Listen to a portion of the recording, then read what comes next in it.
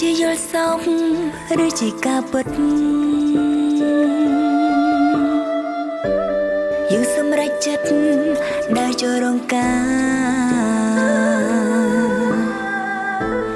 បងឲ្យអូនស្គាល់អូនមួយជាស្នេហាទាំងនៅធ្លាប់គិតថាខ្លួនគ្មានថ្ងៃរៀបការឡើ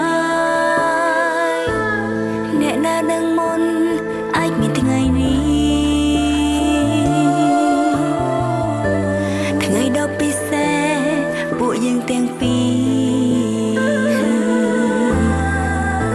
រស្នេហាអូនបងដូចអគ្គិសនីប៉ុន្មាននាទីផ្ដើមមានចិត្តរៀងខ្លួន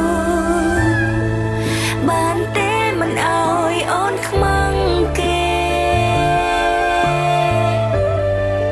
បានទេកុំអើយស្រីផ្សេងមើងងាយអូនបានទេធ្វើជាប៉ាល្អរបស់កូនបានទេអូនសំប៉ុណ្ណឹង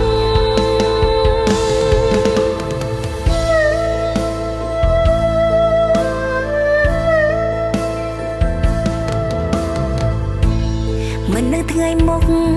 មកប្រែយ៉ាងម៉េចត្រឹមនឹងពេលនេះបងល្អណាស់